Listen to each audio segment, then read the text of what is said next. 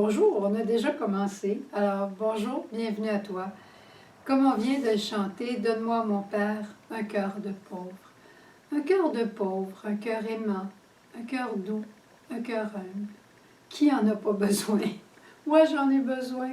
Je pense que chacun de nous, nous en avons besoin. Aujourd'hui, en nous tournant vers l'Évangile, c'est un évangile un peu particulier, mais tu vas voir où ça peut nous conduire. Jésus a guéri un homme qui avait la main sèche. Puis, juste le passage avant, il était avec, encore une fois, un peu en confrontant les pharisiens, je dirais, parce que ses apôtres avaient mangé, ses disciples avaient mangé des épis le jour du sabbat. Alors, ce n'était pas permis de faire ça, de froisser des épis et de les manger. Les pharisiens sont déstabilisés par Jésus parce qu'ils prétendent ne pas être une observance de la loi, puis en même temps parce que Jésus enseigne finalement en disant « je suis plus que la loi », il y a ici plus que le temps. Jésus annonce qu'il est Dieu. Et ça les déstabilise complètement, ça les dérange. Et ce qu'ils décident de faire, comme dit le premier verset, étant sortis, les pharisiens tinrent conseil contre lui en vue de le perdre. On est décidé d'éliminer Jésus. Il nous dérange, on va l'éliminer. On ne va pas essayer de s'ajuster puis de comprendre, on va simplement l'éliminer. Mais Jésus n'entre pas dans la confrontation. Il ne s'en va pas leur expliquer pourquoi il a fait ça. S'il pose des questions, il explique. Mais il ne va pas plus loin que ça. Et ce jour-là, on dit, il guérit tous les malades qui venaient à lui. Tous les malades. Un jour, il en guérit un jour, il n'en guérit pas, puis un jour, il en guérit tous. Tout dépend de ce qu'il veut. Jésus est venu pour guérir et pour enseigner. Alors, quand il voit que les pharisiens commencent à tirer des plans pour l'éliminer, alors Jésus, on dirait qu'il presse le pas. Mais combien il se montre patient. Et ici, saint Matthieu fait référence au chant du serviteur. « Voici mon serviteur que j'ai choisi, mon bien-aimé, qui a toute ma faveur. » Puis là, la parole dit, c'est une parole dans le livre d'Isaïe, la parole dit, « Il annoncera le droit aux nations, il ne fera point de querelle ni de cris, et nul n'entendra sa voix sur les grands chemins.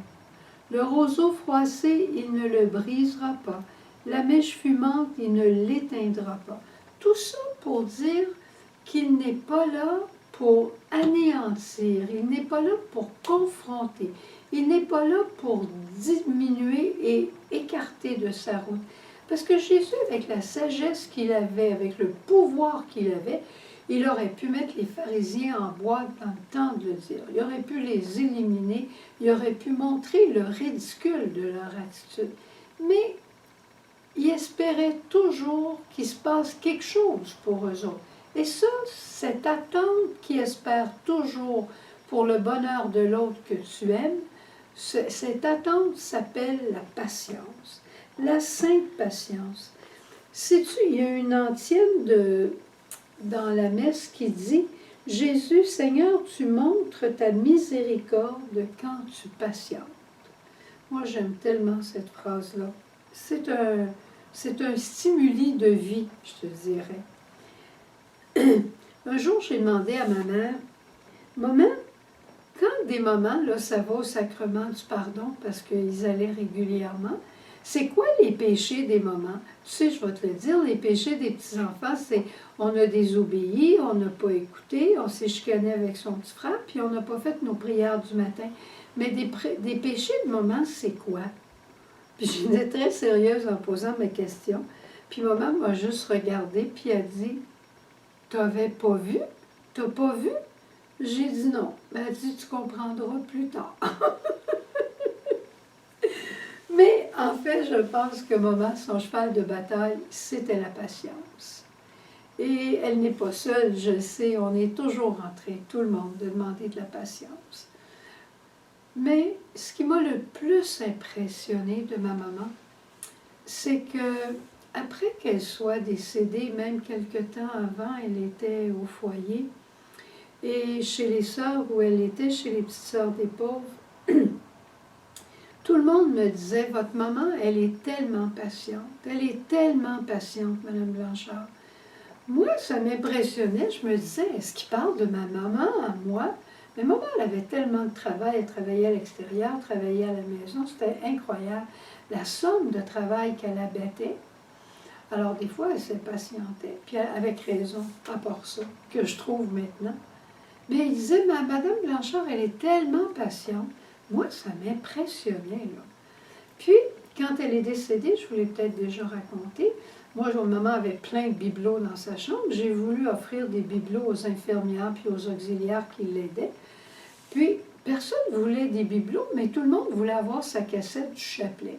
Finalement, je me suis retrouvée à offrir un CD de rosaire à tout le monde qui était sur le plancher et qui avait servi maman.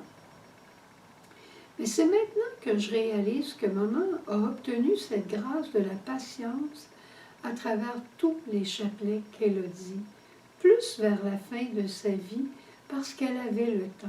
Elle disait aux infirmières qui rentraient dans sa chambre le soir, « Asseyez-vous un petit peu, reposez-vous, changez ma cassette de bord, puis on va dire une petite dizaine ensemble. J'ai pas besoin de soins. » C'est beau, hein? C'est comme l'apogée de sa vie, là, c'est passé là. Elle a dit le chapelet, elle est devenue pacifiée et apaisante et patiente. Alors, c'est la grâce qu'on va demander à la Vierge Marie aujourd'hui, en ce samedi. On va lui demander cette grâce de la patience. Puis on va aller aussi devant Jésus, qui a été tellement patient avec les gens. Puis on va demander la grâce de la patience, des fois par rapport à soi-même, par rapport à nos conjoints, par rapport à nos familles, nos enfants, nos petits-enfants, ceux qui nous entourent, ceux qui nous soignent. La grâce de la patience et une patience aimante. Ça te va? Tu n'en as pas besoin? Prie pour moi d'abord. Moi, je peux en avoir besoin. Puis prie pour ceux qui en auraient besoin. Prions les uns pour les autres. Au revoir. J'ai besoin de te rencontrer, j'ai besoin de t'aimer, j'ai besoin de te rencontrer, j'ai besoin de te parler.